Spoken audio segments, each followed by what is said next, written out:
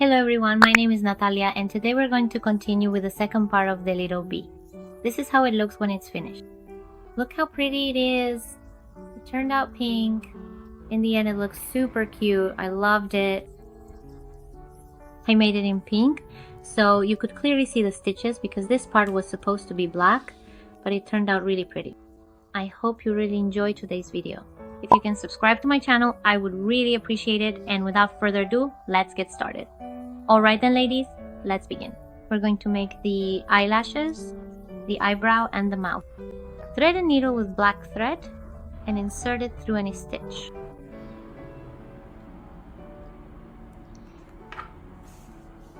Please ensure you leave a sufficient tail of thread here at this point, as it will be essential for us to tie a secure knot later on in the process. Ladies, for those following along, please simply continue to observe and follow the visual instructions presented in the image as I demonstrate each step. I will bring the thread out from this initial position, then I will carefully guide it to go in at the side, and subsequently I will bring it out again at the top. Some of the soft fluffy stuffing came out there, but I simply just push it gently back in with the very same needle. And then after that I carefully go in through this particular opening here, making sure everything is secure and neat. I'm going to come out at any point to see how it looks there. That looks good. Now we're going to do the eyebrows the same way. From where we are, we count 1, 2, and 3, and that's where we do the eyebrows, just like in the image. Then I am going to carefully go down just one more row and gently insert the needle right here. Okay? And we will leave it there for a moment. Let's do the mouth. We make the mouth, and you can also do the eyelashes and the eyebrow on the other eye with the same thread. If you want, I've marked them there for you, and if you like, we can count together. 1, 2, 3, and down there. Then we go down 2 rows. We are looking at a total of 1, 2, 3, 4, 5 stitches, more or less. I truly believe that this particular arrangement looks exceptionally good and provides a very pleasing aesthetic result. The overall appearance is quite satisfactory, and I am confident in this visual outcome. Now let's carefully take this thread over here, the one we've been working with, and meticulously bring it around to make a secure and tight knot. This knot is essential for holding everything in place. Once the knot is firmly tied, we can already proceed to carefully cut the excess thread, ensuring a neat finish. Now, moving on, we are going to gently bring the eyes a bit closer together, adjusting their position precisely so they look perfectly aligned and aesthetically pleasing on our creation. So, to do this, I will go in through any available stitch, making sure to choose one that allows for a smooth entry. I'm then going to carefully thread the specific color you previously used for the head, ensuring consistency and a seamless look. Okay, I will go in precisely through any stitch that provides the best access, making sure the thread passes through cleanly and without snagging. Try to go in more or less through the middle of the head, and we're going to come out as close to the eye as possible, right here.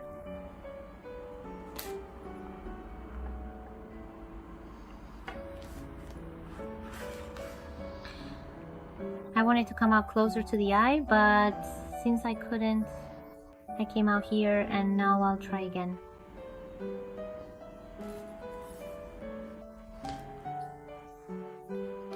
And I'm going to go in around here and come out the back where this stitch is.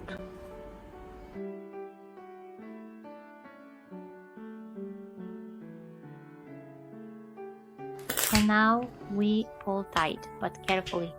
Also make sure the thread doesn't break, and that's how it looks. We do the same with the other one. We're also going to come out close to here with this thread. Leave it there because it's for making a knot later. Now I go in here and come out where this thread is again.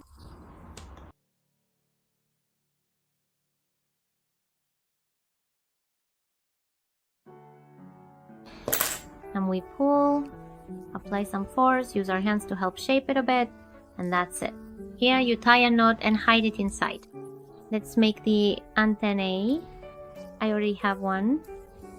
If you want, you can make them in black, but I'm gonna make it in this particular color as I previously mentioned, so that you can clearly see the stitches and the overall process much better.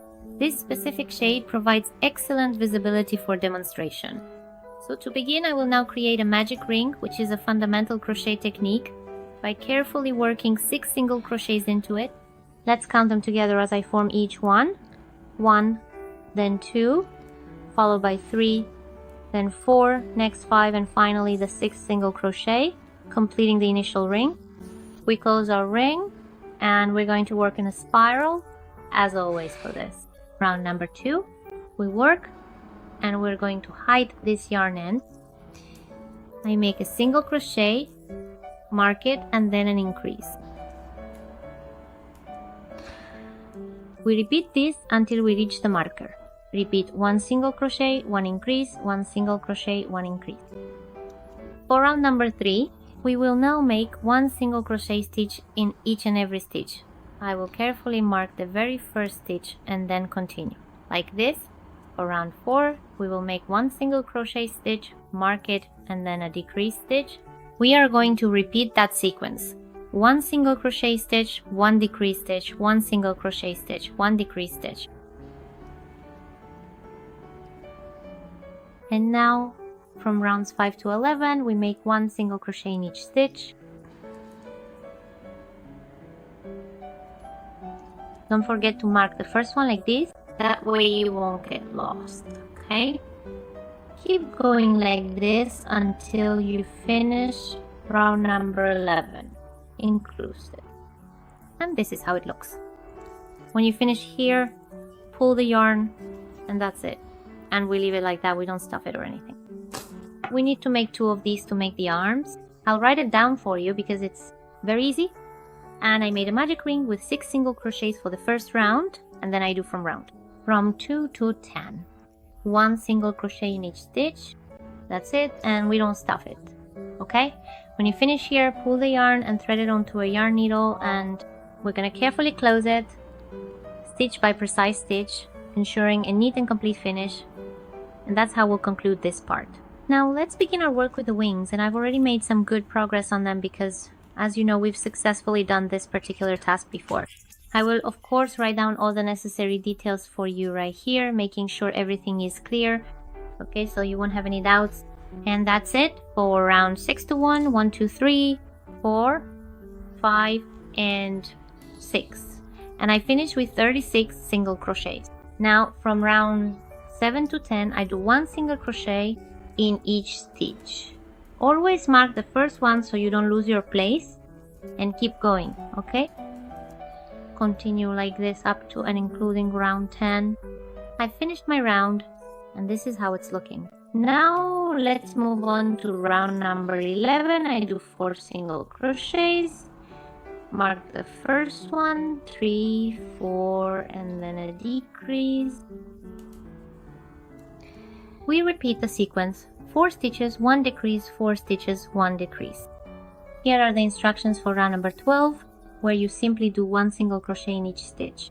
For round 13, we do 3 single crochets, 1, 2, 3, and a decrease. Repeat this sequence, 3 stitches, 1 decrease, until you reach the marker. And here are the instructions for round 14. Make 1 single crochet in each stitch. For round 15, we do 2 single crochets, mark the first one, and then do a decrease. Repeat this sequence all the way around. 2 stitches, 1 decrease, 2 stitches, 1 decrease. And for round 16, you will make 1 single crochet in each stitch, and you'll end up with 18 single crochets for round 17. We do 1 single crochet, mark it, and a decrease. Repeat the sequence, 1 stitch, 1 decrease, 1 stitch, 1 decrease, until you reach the marker. And for rounds 18 and 19, first we are going to meticulously make 1 single crochet stitch into each and every stitch around the entire piece. This careful process will ensure a consistent and even fabric. Upon completing this round, we will finish with a total of exactly 12 single crochets, forming a perfect circle. I have now successfully finished my round 19 right here at this precise point. Next, I will carefully pull the working yarns through the last loop and then thread this yarn tail into my trusty black tapestry needle. With the needle, we are then going to neatly close the opening and securely join the ends together in a seamless manner, just like this. This method ensures a clean and professional finish, and that is precisely how we will leave it ready for the next stage of our project. We need to meticulously craft two absolutely identical pieces, ensuring they are perfectly symmetrical and uniform in every aspect. Now, let's carefully proceed to attach the delicate antennae. Observe the precise position where they need to be placed, making sure it aligns perfectly with the intended design. Once positioned, we will securely sew them on with small, neat stitches, ensuring they are firmly affixed and will not come loose. I have already completed the sewing process for one of these intricate pieces, and now, with great ease and precision, I simply hook it onto the head.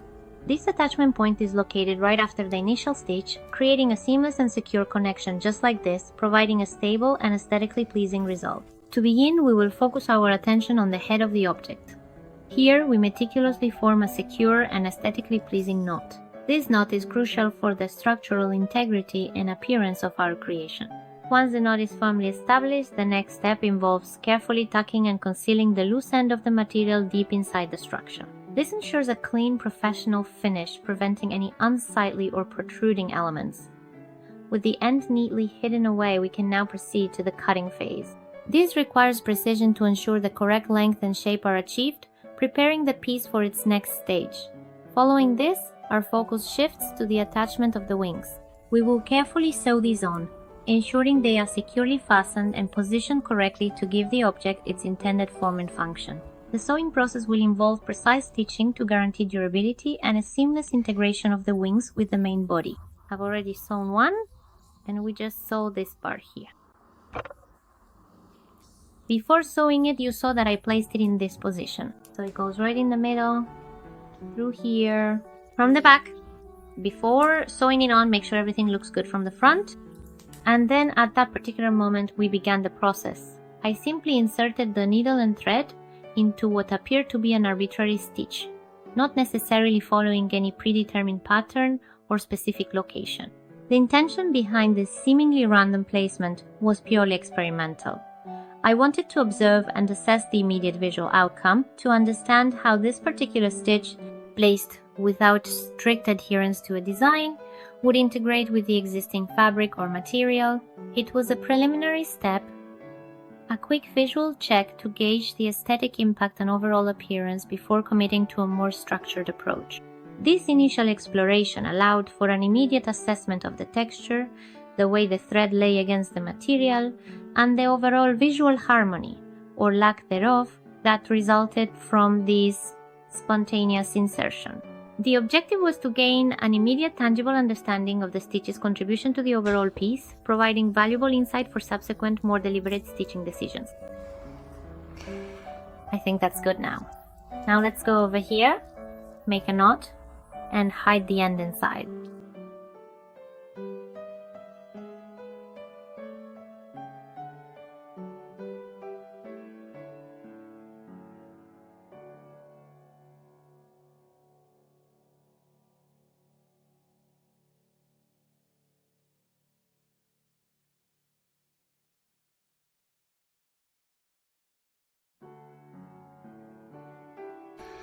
Alright, that's it. It also looks like though I can't really show you. Well, here it almost seems like it even has some movement. It looks good, so now we just cut this off and that's it. Girls, I already sewed the arms because you sew them the same way as the wings. Look at the position, just make a little knot as always and hide the end inside. And that's all for today. I hope you really liked it. Honestly, it turned out really pretty. I hope you liked it a lot. Sending you a big kiss, and I'll see you in the next video.